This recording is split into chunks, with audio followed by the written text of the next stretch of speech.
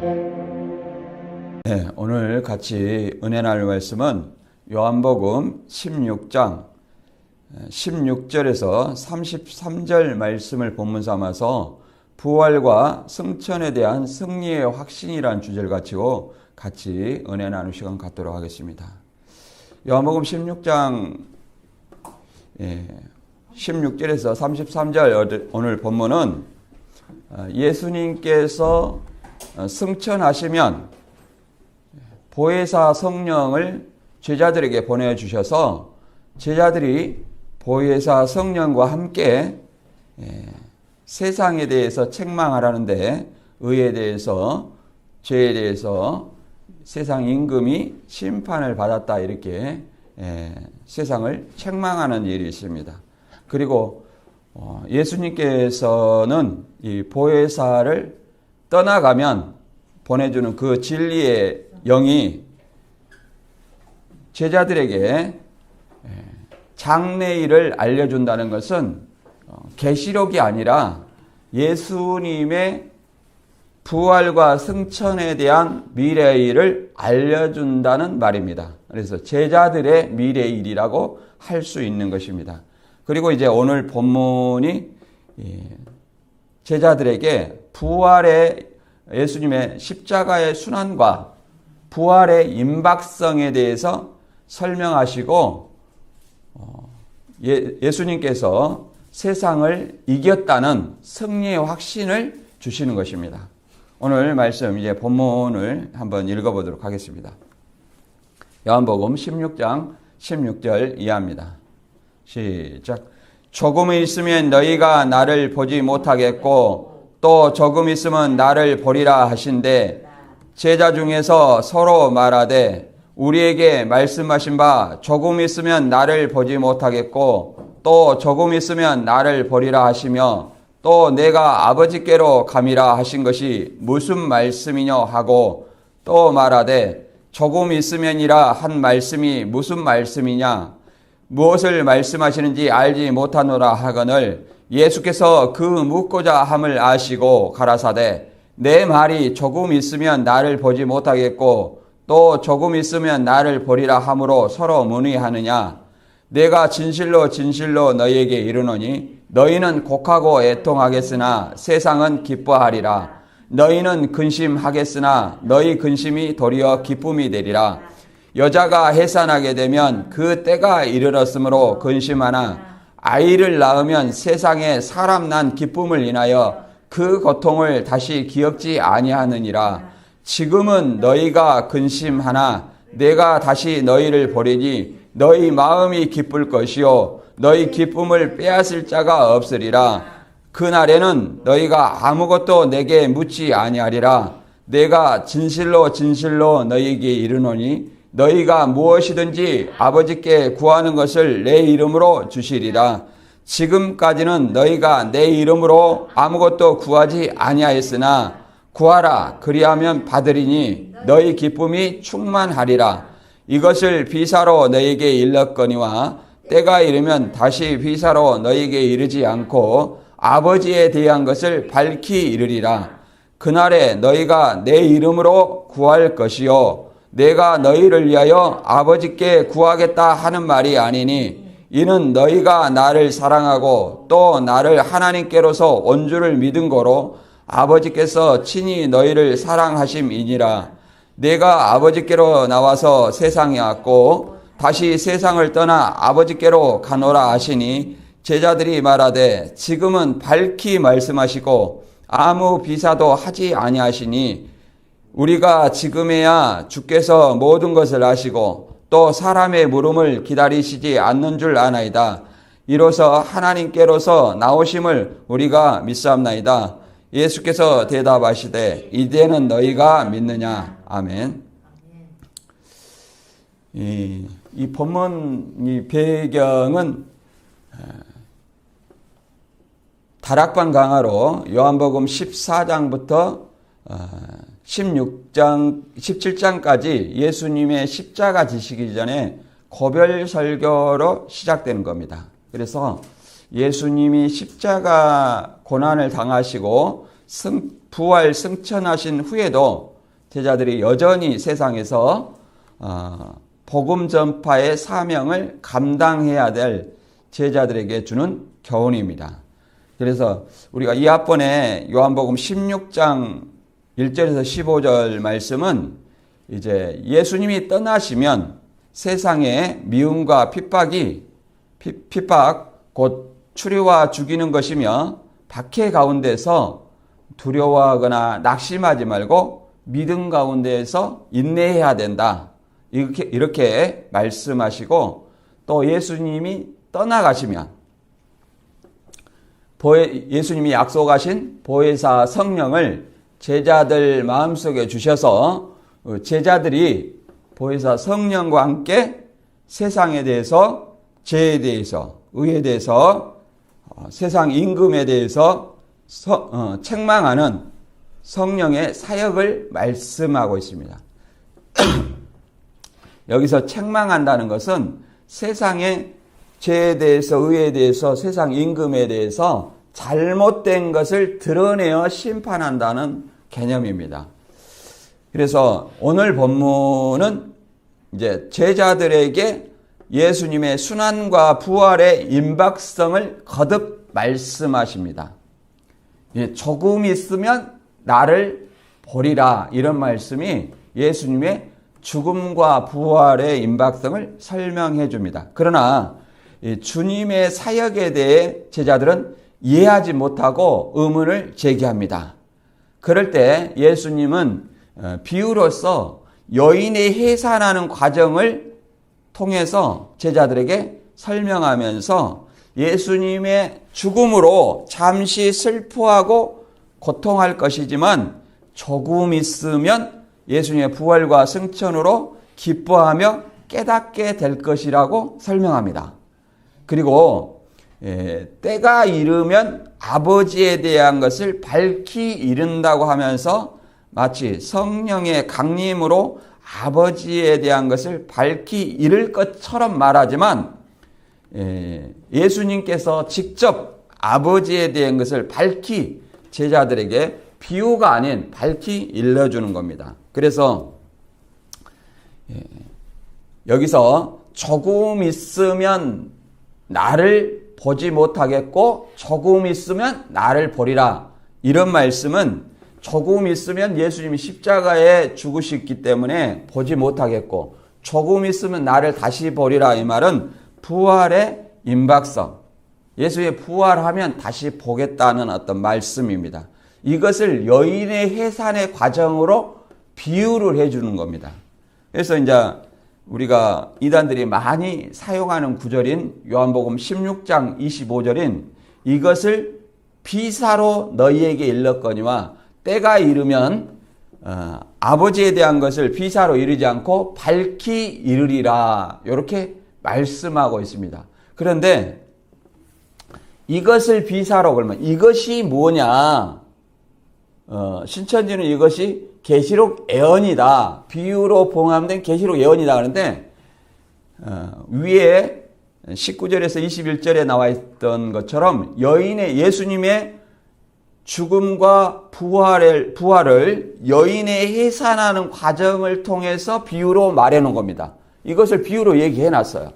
그리고 때가 이르면, 예수님께서 비유로 말했는데 때가 이르면 보혜사 성령이 밝히 이르는 것처럼 얘기를 하지만 이 본문에서는 예수님이 직접 비사로 얘기하지 않고 밝히 일러준다는 얘기예요. 예수님이 밝히 일러주는 것이지 보혜사 성령이 밝히 일러주는 거 아니에요. 물론 보혜사 성령이 오시면 모든 것을, 예수님이 가르쳐 준 것을 생각나게 하고 가르쳐 주지만 이 본문에서는 직접 말해 준다는 겁니다. 그리고 비유로 감추인 것을 이제 이단들은 계시록을 밝히 일러주는 것이 보혜사 성령이다. 그런데 요한복음 16장 25절에서는 무엇을 밝히 일러준다고 말하고 있습니까? 계시록을 밝히 일러준다고 그랬어요? 아버지에 대한 것을 밝히 일러준다고 그랬어요? 아버지에 대한 것이지 계시록이 아닙니다. 그래서 아버지에 대한 것을 밝히 일러준다 이렇게 얘기를 하고 있습니다. 우리 이런 것들을 좀 알아야 되고, 그 다음에 예수님께서 승천하시면 이제 세상에서 너희가 환난을 당하나 세상을 이기었노라 이렇게 말하는데, 여기서 이기었다는 것은 뭘 얘기하냐면 예수님께서 죽음과 사망의 고통을 이기시고 부활한 것을 이겼다고 얘기를 하는 겁니다. 부활한 것을 이겼다고 말하는데, 아직 부활하기 전인데 이렇게 말하는 것은 부활을 통해서 승리의 확신을 말하는 겁니다. 그래서 너희도 내가 이렇게 승리의 확신을 가지고 너희도 담대하라는 거예요. 세상에서 환난을 당하지만 담대하라는 얘기입니다. 이런 어떤 의미에 대해서 우리가 생각을 해보면서 본문을 한번 읽어보도록 하겠습니다. 요한복음 16장 16절입니다. 조금 있으면 너희가 나를 보지 못하겠고 또 조금 있으면 나를 보리라 하신대, 제자 중에 서로 말하되 우리에게 말씀하신 바 조금 있으면 나를 보지 못하겠고 또 조금 있으면 나를 보리라 하시며 또 내가 아버지께로 감이라 하신 것이 무슨 말씀이뇨? 또 말하되 조금 있음이니라 한 말씀이 무슨 말씀이뇨? 무엇을 말씀하시는지 알지 못하노라 하거늘 예수께서 그 묻고자 함을 아시고 가라사대, 내 말이 조금 있으면 나를 보지 못하겠고 또 조금 있으면 나를 보리라 함으로 서로 문의하니라. 예수님은 하나님이시기 때문에 제자들이 생각하는 것을 미리 아시는 거예요. 그러니까 오늘날 교주들도 예수님이 자기에게 임했다고 하면 이런 능력 정도는 있어야 돼요. 미리서 말하기 전에 그 제자들의 생각을 좀 미리 알아야 돼요. 그런데 그 미래의 일은 조금도 알지 못하면서 과거나 고치는 것이 이 예수님의 능력은 아닙니다. 그리고 여기서 말하는 조금 있으면 너희가 나를 보지 못하겠고, 조금 있으면 너희가 나를 보지, 왜 나를 보지 못, 예수님을 보지 못한다겠어요? 예수님이 지금 뭘 앞두고 있습니까? 6월절 전날 밤이죠? 그러면 6월절 날 십자가에 돌아가시면 예수님을 보겠어요? 못 보겠어요? 못 보죠. 그 죽음을 얘기를 하는 거고, 또 조금 있으면 나를 보리라. 그러면 또 조금 있으면 본다는 거예요. 이거는 뭘 의미할까요? 예수님이 부활해서 제자들 앞에 나타나심을 얘기하는 겁니다. 그런데 제자들은 이것을 깨달았어요? 못 깨달았어요? 못 깨달았습니다. 그래서 이런 말이 무슨 말씀이냐? 또 아버지께로 가비라, 이 말은 무슨 말이에요? 예수님의 부활과 승천을 얘기합니다. 승천, 아버지께 감이라. 그래서 요한복음 16장 25절에도 자꾸 비사로 말했지만 아버지에 대한 것을 밝히 이른다는 것은 예수님의 부활과 죽음과 부활과 승천은 무엇이 핵심이냐면 아버지에 대한 것이 핵심이에요. 자, 보혜사도 누구를 통해서 줍니까? 아버지한테서 받아서. 그리고 보혜사 성령은 어떻게 해야 줘야 돼? 어떻게 하면 줍니까? 예수님께서 아버지께 가서 보내준다는 거예요. 아버지께 가면 보내준다는 거예요. 그럼 예수님께서 승천해야만 보내주는 거예요.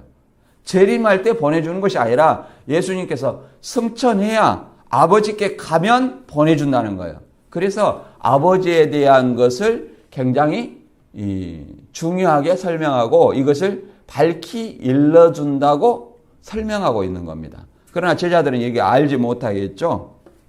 그래서 이것을 마태 26장 31절에서는 제자들에게 자세히 설명했어요. 여기서는 이제 조금 있으면 나를 보지 못하겠고 또 조금 있으면 나를 보리라, 이렇게 내가 아버지께로 감이라, 이런 좀 애매한 말씀으로 설명하고 있지만 마태 26장 31절에는 밝히 설명을 합니다. 자, 읽어볼게요. 때에 예수께서 제자들에게 이르시되 오늘 밤에 너희가 다 나를 버리리라 기록된 바 내가 목자를 치리니 양의 떼가 흩어지리라 하였느니라. 이렇게 말씀하신데 오늘 밤에 사람들이 나를 치면 목자를 치린 양의 떼가 흩어지리라는 것처럼 다 흩어진다는 거예요. 그런 것처럼 이렇게 설명하는데 마태 16절에는 이제 죽음과 부활을 구체적으로 설명합니다. 자, 제가 읽어보겠습니다. 16장 21절에 보면 이때로부터 예수 그리스도께서 자기가 예루살렘에 올라가 장로들과 대제사장들과 서기관들에게 많은 고난을 받고 죽임을 당하고 제3일에 살아나야 할 것을 제자들에게 비로소 나타내시니. 그러니까 이것이 이 말이 뭐예요? 조금 있으면 나를 보지 못하겠고 조금 있으면 나를 버리라, 이 말이에요. 자, 고난을 받고 죽임을 당하고 제3일에 살아나야 될 것을 제자들에게 가르치는 거예요. 여기는 밝히 말씀하시죠. 그러나 요한복음 16장에서는 지금 조금 있으면 나를 보지 못하겠고 조금 있으면 나를 보리라, 이렇게 말씀하시는 겁니다. 이렇게 제자들한테 말하니까 베드로가 뭐라 합니까? 베드로가 예수를 붙들고 항변하여 이르되 주여 그리 마옵소서, 이 일이 결코 주께 미치지 아니하리다. 예수께서 돌이키시며 베드로에게 이르시되 사탄아 내 뒤로 물러가라. 너는 나를 넘어지게 하는 자로다. 내가 하나님의 일을 생각지 아니하고 도리어 사람의 일을 생각하는도다. 이렇게 말씀하고 있습니다. 그러니까 이것이 예수님의 유언이에요. 예수님의 유언이고 이 유언은 구약 성경에 기록된 대로 이루어지는 거예요. 구약 성경대로 이루어지는 거예요. 그러나 이 베드로는 무엇을 생각합니까? 성경대로 이루어진 하나님의 일을 생각하지 아니하고 누구를 생각해요? 사람의 일을 생각하는 거예요. 사람의 정을 생각하는 거죠. 그러잖아요. 예수님이 죽는다는데 베드로의 스승님이 지금 곧 대제사장과 장로들에게 잡혀서 죽는다고 하는데 그럼 빨리 죽으십시오, 이렇게 말할 수는 없지 않습니까? 그러니까 베드로가 절대 이것이 주에게 미치지 않겠습니다, 이렇게 얘기를 하는 거예요. 그러면 바꿔 말해서 예수님은 죽고 싶겠습니까? 예수님은 십자가에 죽기 전에 어떻게 했어요? 기도를 하면서 주여 할 수만 있으면 이 잔을 내게서 옮겨 주시옵소서. 그러나 나의 원대로 마시고, 누구의 원대로? 아버지의 뜻대로 되기를 원합니다, 이렇게 말했어요.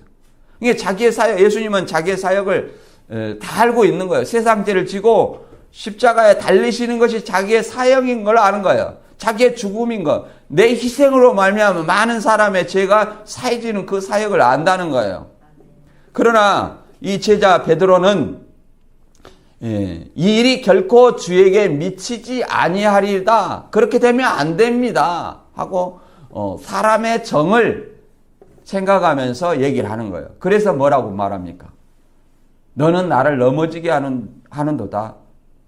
하나님의 일을 생각하지 않고 사람의 일을 생각함으로 사단아 내 뒤로 물러가라. 지금 예수님도 지금 십자가의 죽음을 앞두고 굉장히 괴로운 가운데 지금 유언을 하고 계시는데, 그리 마옵소서, 그러니까 예수님을 넘어지게 하는 거예요. 그 안에 힘들게 하는 거죠. 물론 사람의 입장으로서는 베드로의 그 말이 이해는 되지만 하나님의 입장에서는 성경의 사역을 가로막는 사단의 일이라고 얘기를 하는 겁니다. 우리가 그래서 마태 26장 51절 이하에서도 뭐라고 말합니까? 예수님이 대제사장과 장로들에게 잡혀갈 때 대제사장의 종의 귀를 베드로가 칼로 쳐서 떨어뜨리니까 이렇게 말합니다. 검을 가진 자는 검으로 망한다 말씀하시면서 내가 만일 잡혀가지 아니하면 이런 일이 있으리란 성경이 어떻게 이루어지겠느냐. 그걸 뭐대로 이루어져야 된다는 거예요? 성경대로 이루어져야 된다는 거예요. 성경대로. 뭐 예언은 실상을 보고 푼다. 이렇게 뭐 모방을 해놓고 그대로 이루어진다 그런 것이 아니에요. 모방이 아니라 뭐대로 이루어져야 돼요? 성경대로 이루어지는 거예요. 그러니까 예언이라는 것은 사람이 모방해서 되는 것이 아니라 누가 이루는 거예요? 하나님과 예수님이 이루어 가시는 거예요. 예언이라는 것은. 그리고 예언이라는 것은 언약은 아닙니다. 언약이라는 것은 이미 과거의 일이에요. 율법도 이미 계명으로 주어진 것이 첫 언약이에요. 율법으로. 그리고 새 언약은 예수님의 십자가에 달리신 이 죽음, 희생으로 말미암아 세워진 것이 뭐예요? 복음이고 새 언약이에요. 그러면 그 새 언약을 믿으면 되는 겁니다. 이 예언이 언약이 아니에요. 그것을 이단들은 계시록이 새 언약이다. 그래갖고 그것이 과천 장막 성전에 성취되었다. 이렇게 말하는데 이것은 사람이 교주가 모방을 한 것이지 결코 하나님의 말씀대로 이루어진 것이 아니다. 우리가 이런 것들 좀 알아야 됩니다. 그리고 예수님의 어떤 그 부활의 형체, 조금 있으면 나를 보리라 이런 어떤 부활의 형체는 어떤 것이냐? 부활의 형체. 우리가 이단들은 꼭 예수님이 영으로 부활해가지고 교주한테 왔다는데 그러면 동일한 예수님의 능력이 있어야 됩니다. 그 교주한테. 그런데 교주한테 예수님의 능력이 있어요? 없어요? 없습니다. 오병이어로 5,000명을, 장정만 5,000명을 먹이고 그 다음에 벽을 통과하고 이런 능력이 있을까요? 없습니다. 예. 그것이 절대 예수님의 임한 능력이 아니에요. 예수님이 그리고 그런 모습으로 있을 수도 없습니다. 왜 그러냐? 예수님은 부활 후에 그 모습으로 승천하셨고 그 모습으로 다시 강림하신다고 하셨어요. 그럼 어떤 모습이냐? 요한복음 20장 26절에 보면 부활 후에 나타나신 모습입니다. 여드레를 지나서 제자들이 다시 집안에 있을 때 도마도 함께 있고 문들이 닫혔는데 예수께서 오사 가운데 서서 가라사대 너희에게 평강이 있을지어다 하시고 도마에 이르시되 내 손가락을 이리 내밀어 내 손을 보고 내 손을 내밀어 내 옆구리를 넣어보라. 그리하여 믿음 없는 자가 되지 말고 믿는 자가 되라. 도마가 대답하여 가로되 나의 주시면 나의 하나님이시다. 이게 도마의 신앙 고백이에요. 다른 것이 신앙 고백이 아닙니다. 뭐 교주를 배도 멸망 후에 구원자다 이게 아니에요. 이게 신앙 고백이 아닙니다. 예수가 나의 주시면 나의 하나님이다. 하나님이시다. 이렇게 고백하는 것이 우리의 신앙 고백입니다. 그런데 예수님의 부활 후의 모습이 어떤 것이냐? 자, 문들이 닫혔는데 통과를 했어요. 그러면 이게 유령으로 생각할 수 있잖아요? 그런데 또 만져볼 수 있다는 거예요. 자, 내 손을 내밀어 내 손을 보고 그러면 손에가 뭐 있어요? 십자가에 못자국이 있죠? 그리고 내 손을 내밀어 내 옆구리를 넣어보라. 옆구리에 뭐가 있습니까? 창자국이 있죠. 그래서 부활도 고전 15장 35절 이하에 보면 각 종자들에게 각각의 형체를 주시되 그런 거 말합니다. 각각의 형체. 우리가 동일한 어떤 로봇처럼 동일한 모양으로 부활하는 거 아니에요. 각각 형체. 예수님의 특징이 뭐예요? 손바닥에 못자국, 옆구리에 창자국 이런 모습을 가지고 나오듯이 우리도 마찬가지로 부활하면 예수님처럼 우리의 형체를 가지고 그대로 부활한다는 거예요. 그런데 그 부활한 몸은 어떤 몸입니까? 벽을 통과하고 유령으로 생각하니까 자, 뭘 먹었어요? 생선까지 드셨잖아요. 누가복음에서는. 그리고 만져볼 수 있고 이런 몸이 부활체예요. 이런 몸이 교주한테 임할 수 있을까요? 또 임한다고 해봅시다. 그러면 동일한 능력이 있어야 될 거 아니에요. 그런데 동일한 능력이 없잖아요. 오히려 죄짓고 감옥에나 깜빵에나 갔다 가면서 이것이 계시록의 실상이다. 이것이 모방입니다. 모방이지 결코 이것이 성경을 이루는 것이 아니에요. 성경은 누가 이룬다고 했어요? 예언은 하나님과 예수님이 이루시는 것이고 사람이 모방을 해가지고 이루는 것은 아니다. 우리가 이런 것을 알아야 됩니다. 자, 요한복음 16장 20절 이하 계속 읽어보겠습니다. 이 죽음과 부활을 어떻게 비유로 설명하는지 읽어보겠습니다. 내가 진실로 진실로 너희에게 이르노니 너희는 곡하고 애통하겠으나 세상은 기뻐하리라. 너희는 근심하겠으나 너희 근심이 도리어 기쁨이 되리라. 여자가 해산하게 되면 그때가 이르렀으므로 근심하나 아이를 낳으면 세상에 사람 난 기쁨을 인하여 그 고통을 다시 기억지 아니하느니라. 지금은 너희가 근심하나 내가 다시 너희를 보리니 너희 마음이 기쁠 것이요 너희 기쁨을 빼앗을 자가 없으리라. 이렇게 말하고 있습니다. 이걸 뭘 설명하는 거예요? 예수님의 죽음과 부활을 설명하는 거예요. 예수님이 죽으면 그러잖아요. 너희는 예수님이 죽으니까 베드로가 그러냐, 주여 그러면 안 됩니다. 주님 죽으면 안 됩니다. 이렇게 얘기했잖아요. 이걸 뭘 얘기하고 있어요? 예수님이 죽으면 너희는 곡하고 애통하겠으나, 그렇죠. 제자들은 곡하고 애통하죠.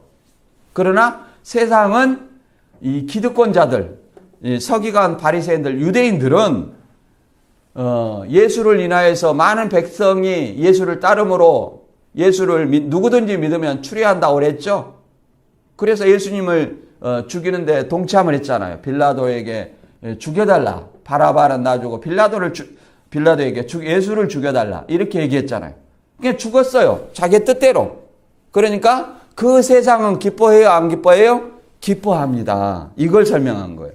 너희는 근심하겠으나, 예수님이 죽으면 너희는 근심하겠으나 너희 근심이 도리어 기쁨이 된다는 것은 예수님이 부활하면 조금 있으면 나를 보리라 하는 것처럼 다시 부활하면 기쁨이 된다는 거예요.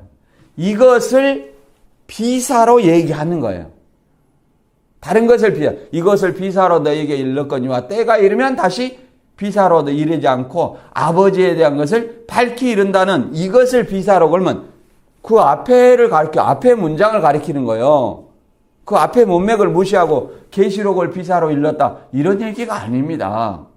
그 앞에 지금 16장 25절 그 전에 지시대명사인 이것이지 않습니까? 이 지시대명사의 그 앞에 비사로 읽는 것은 뭐겠어요? 여자가 해산하게 되는 과정을 지금 해산하는 과정으로 비유를 베풀었잖아요. 무엇을? 예수님의 죽음과 부활을 여자가 해산하게 되는 과정을 통해서 비유를 베풀어 내온 거예요. 자, 뭐라고 되어 있냐면 예수님의 죽음을 여자가 해산하는 걸로, 해산의 고통으로, 그 다음에 예수님의 부활을 아이가 탄생하는 것으로 비유하는 겁니다. 그 여자가 해산의 고통을 하면 굉장히 고통스럽죠. 해산하게 되면. 그러나 아이가 태어나면 그 고통을 기억해요, 안 해요? 해산의 고통을 기억하지 않는다고 말합니다. 저는 애를 낳아보지 않았으니까 잘 모르겠습니다만은 여기 성경에 그렇게 기록되어 있어요. 여자분들은 실제 이런지 아는지 제가 안 겪어봤으니까 모르겠습니다만은 그렇게 얘기를 한다는 겁니다. 그래서 해산할 때는 고통이 오지만 태어난 아이를 보면 전에 해산했던 그 고통이 하나도 기억나지 않는다. 이것을 설명하면 이렇게 비유를 해놓은 겁니다. 무엇을? 예수님의 죽음의 고통을 뭐라는 거예요? 여자가 해산하는 고통. 그리고 예수님이 다시 부활하는 것을 뭘로? 아이가 태어나는 것으로 설명하는 겁니다. 그래서 21절에 이렇게 얘기하잖아요. 여자가 해산하게 되면 그 때가 이르렀으므로 근심하나. 이것이 뭐예요? 예수님이 지금 죽음을 앞두고 또 죽으면 제자들이 고통을 하고 근심하고 고통을 한다고 이렇게 설명합니다. 그러나 아이를 낳으면 세상에 사람 난 기쁨을 인하여 그 고통, 해산의 고통을 다시 기억지 아니하느니라 그러잖아요. 그러니까 예수님의 부활한 모습을 제자들이 다시 보면 우리가 언제 근심하고 곡했어? 이런 어떤 것을 잊어버린다는 거예요. 그래서 22절에 다시 설명하잖아요. 지금은 너희가 근심하나. 예수님이 죽는다 하니까 근심하라죠. 내가 너희를 다시 보리니 너희 마음이 기쁠 것이요. 부활하면 다시 너희 마음이 기쁠 것이라는 거예요. 너희 기쁨을 빼앗을 자가 없으리라. 이렇게 설명하고 있습니다. 이 죽음과 부활을 설명하고 있는 거예요. 다른 것이 아닙니다. 그리고 이제 예수님이 그날에 이제 예수님의 이름으로 기도하겠다고 설명하는 겁니다. 이 그날이라는 것은 마지막 날 또 성령의 강림 날 이렇게 설명할 수 부활한 승천한 날 이렇게 설명할 수 있습니다만 여기 본문에서는 문맥상으로 부활의 날을 얘기를 하고 있어요. 부활. 죽음과 부활의 날. 자, 요한복음 16장 23절 이하를 읽어보겠습니다. 그 날에는 너희가 아무것도 내게 묻지 아니하리라. 내가 진실로 진실로 너희에게 이르노니 너희가 무엇이든지 아버지께 구하는 것을 내 이름으로 주시리라. 지금까지는 너희가 내 이름으로 아무것도 구하지 아니하였으나 구하라. 그리하면 받으리니 너희 기쁨이 충만하리라. 이것을 비사로 너희에게 일렀거니와 때가 이르면 다시 비사로 너희에게 이르지 않고 아버지에 대한 것을 밝히 이르리라. 자, 그 날에는 예수님께 아무것도 묻지 아니하고 너희가 무엇이든지 예수님의 이름으로 구하면 이제 받는다는 거예요. 그러면 자, 예수님의 이름으로 구한다. 여기서 그 날이란 뭘까요? 예수님의 이름으로. 자, 예수님이 직접 있으면 예수님한테 말하면 됩니다. 또 예수님이 알아요. 제자들이 무엇을 생각하는지. 그러면 예수님의 이름으로 구할 필요가 없죠. 그러나 예수님이 부활해서 승천하면 자, 예수님이 있어요, 없어요? 옆에. 없죠? 그때부터는 이제 예수님의 이름으로 구하고 승천하면 뭘 줘요? 성령을 주죠. 그러면 성령을 통해서 직접 알려주기 때문에 물을 필요가 없다는 거예요. 그리고 누구 이름으로 구해요? 그때부터는 부활 후에는 예수님의 이름으로 아버지께 구한다는 거예요. 이것이 우리에게 준 축복입니다. 오늘날 교주한테 왔다 가면 교주의 이름으로 구해야 되죠. 안상호의 이름으로 기도합니다. 그리고 신천지는 보혜사 이름으로 기도합니다. 그러니까 실제로 보혜사 이름으로 기도합니다. 이렇게 공문이 있어요. 그런데 그렇게 기도했다고 쫓아낸 사람 있죠. 피화살을 먹으라겠다. 또 이만희 씨 이름으로 기도하라겠다 해가지고 그 누명을 씌워가지고 쫓아냈는데 그 두 가지 것은 그 전에부터 있었던 사실입니다. 왜 그러냐? 봐보세요. 이 논리가 맞는지 틀린지 잘 생각해 보세요. 하나님의 말씀이 예수님의 피와 살이에요. 그럼 예수님의 피와 살을 먹는 거죠. 그러면 예수님의 피와 살은 누구 거예요? 예수님의 말씀은 사도 요한의 피와 살이에요. 이게 성경의 계시록 실상책에 이미 그 전에 실상책에 이미 기록된 거예요. 그리고 우리가 그렇게 가르쳤었어요. 신천지에 있을 때. 그런데 그것을 특정한 신목사님이 그렇게 했다 이렇게 얘기하는 것은 왜곡이죠. 그리고 보혜사의 이름으로 기도합니다. 이것도 이미 공문에 그렇게 나와 있어요. 자기가 해놓고 이제 덤태기를 씌우는 거예요. 그것은 신목사님의 마지막 강의에서 신천지의 가장 중요한 핵심 두 가지를 부인했기 때문에 그렇습니다. 뭐냐면은 첫 장막, 둘째 장막 이것이 가짜다. 첫 장막, 둘째 장막은 뭘 얘기하는 거예요? 성전의 구성을 얘기하죠? 그러면 그 성전이 누구를 얘기하는 거예요? 예수 그리스도를 얘기하는 거예요. 그런데 예수님을 첫 장막은 세례요한이고 둘째 장막은 예수님이다 이렇게 말할 수 있어요? 없어요. 그 자체가 성전이에요. 그 성전은 누구를 얘기하는 거예요? 예수님을. 그리고 오늘날 믿는 사람이 성전이에요. 이제 이걸 잘못됐다고 얘기를 하는 거예요. 그러니까 신천지의 핵심 교리를 부인하는 거죠. 그 다음에 두 번째는 계시록 20장 4절에 신일하빌. 그잖아요. 순교영이 이 14만 4천 그 짐승과 우상에 경배하지 않은 자가 임한다는 거예요. 이게 가짜라는 거예요. 그러니까 이것을 부인하니까 신천지 핵심 교리 두 개가 싹 사라지잖아요. 그러니까 함께 할 수 있어요, 없어요? 없잖아요. 그래서 쫓아내는 거예요. 그렇게 누명을 써가지고. 거기서는 신일하빌이 아니라 뭐예요? 순교자들은 누군가 죽였다는 거예요. 이 결과입니다. 왜 죽였냐? 짐승과 우상에 경배하지 않았기 때문에 죽인 거예요. 그러면 짐승과 우상에게 경배하지 않았기 때문에 죽었다. 그것은 뭐예요? 동일한 자예요. 다른 자가 아니라 같은 존재다. 같은 존재. 우리가 이것을 나중에 구체적으로 설명을 받을 날이 있을 것입니다. 그리고 이제 25절에 이것을 비사로 너희에게 일렀거니와. 그러면 이것이 뭐라고 그랬어요? 예수님의 죽음과 부활을 무엇으로 비유를 해놨어요? 여인이 해산하는 과정으로 비유를 해놨잖아요. 그걸 얘기하는 거예요. 이것이 계시록을 얘기하는 건 아니에요. 이것이라는 것은 지시대명사잖아요. 그러면 문맥상에서 지시대명사는 그 앞의 내용을 가리키고 있는 거예요. 그러면 그 앞의 내용의 비유로 된 것이 뭡니까?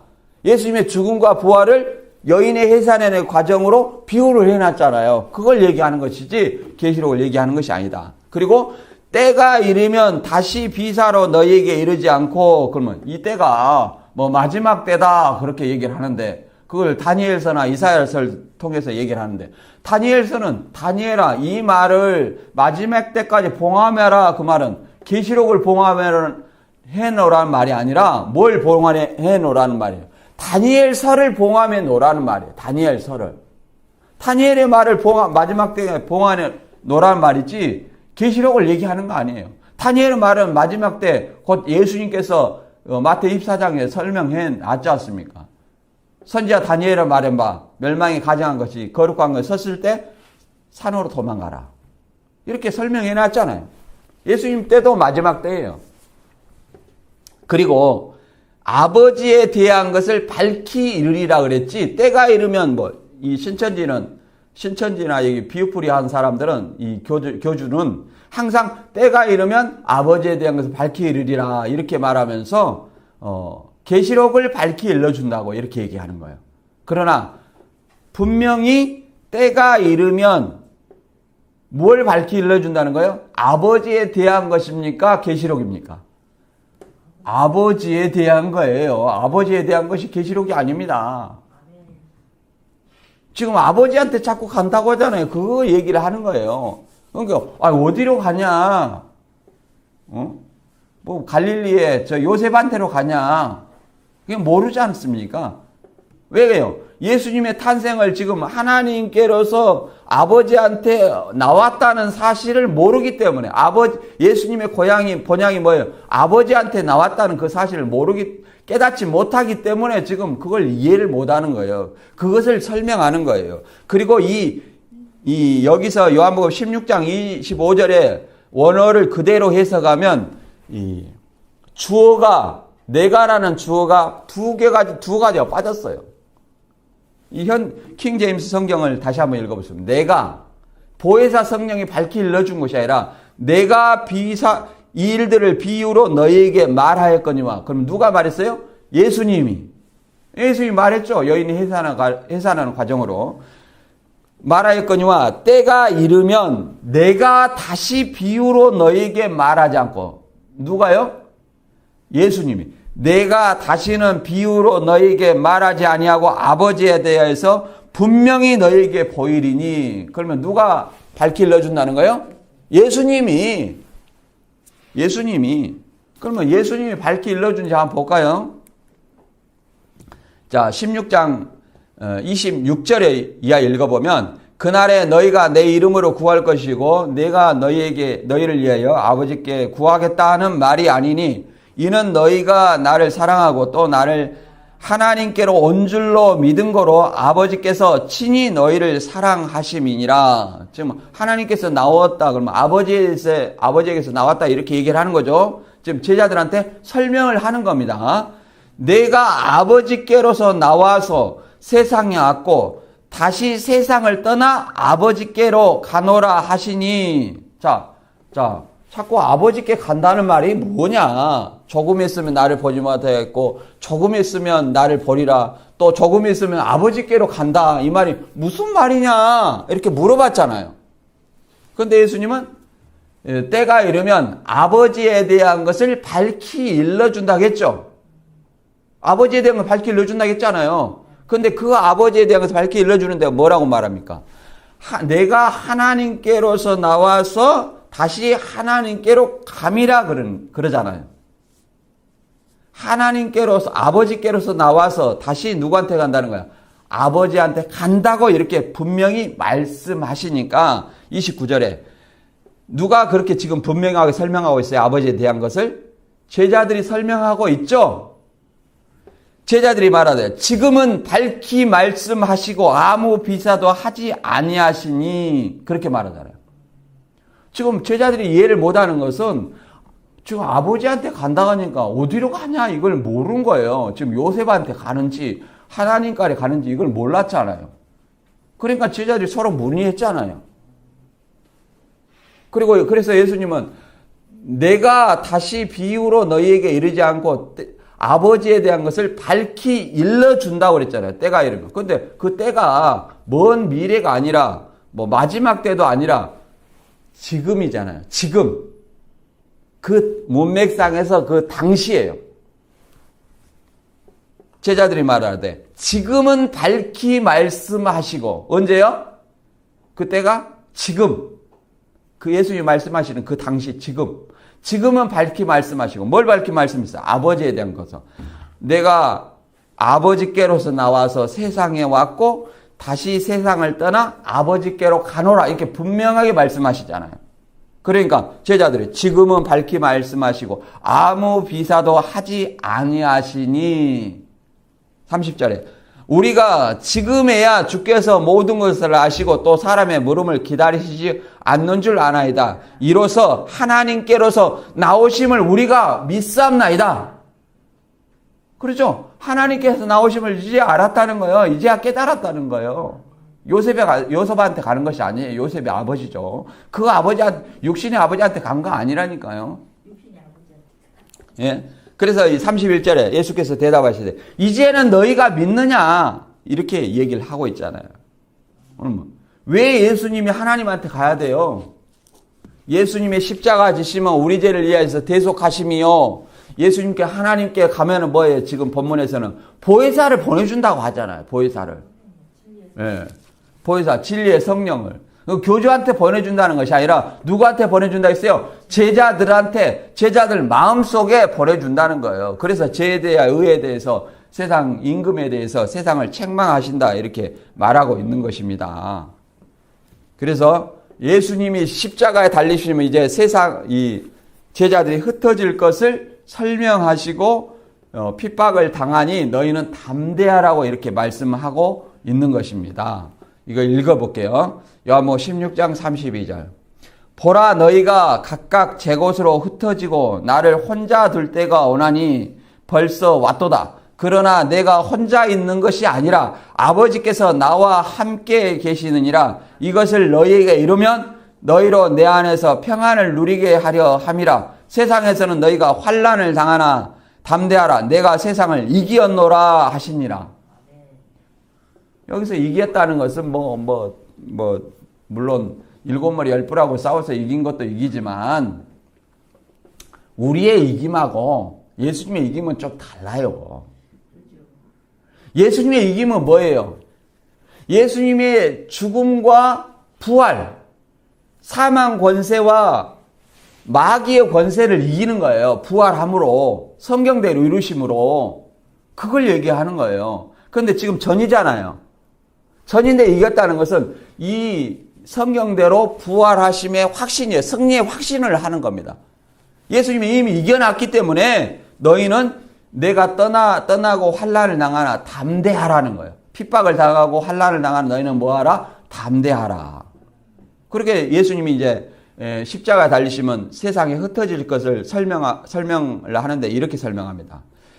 다 각각 제 곳으로 흩어지고 나를 혼자 둘 때가 왔도다. 그러나 내가 혼자 있는 것이 아니라 아버지께서 나와 함께 계시니라. 그러면 제자들이 흩어질 걸 설명하죠. 그런데 흩어지지 않고 유일하게 예수님과 함께 계시는 제자가 누굽니까? 사도 요한이에요. 사도 요한. 이 사도 요한은 그걸 왜 예수님의 십자가 아래서 예수님 제자는 다 잡아 죽이려고 그랬잖아요. 베드로도 너도 그의 제자라 하니까 베드로가 나는 그의 제자가 아니다 3번이나 부인했잖아요. 그러면 사도 요한은 왜 예수님 십자가 아래까지 당당하게 갈 수 있었을까요? 사도 요한은 이 제사장들과 연줄이 있었다는 겁니다. 그래서 거기에 당당히 갈 수 있었다는 거예요. 그래서 사도 요한만이 도망가지 않고 유일하게 남은 제자예요. 그래서 사도 요한만이 유일하게 순교하지 않고 90세까지 장수하다가 에베소 교회에서 이제 돌아가신 거예요. 나머지는 뭐예요? 다 흩어진 거예요. 뭐 예수님을 버려두고 떠난 거잖아요. 이거 뭐예요? 신천지 말로 배도예요. 배도. 다 배도한 거예요. 배도하면 반드시 다 멸망당합니까?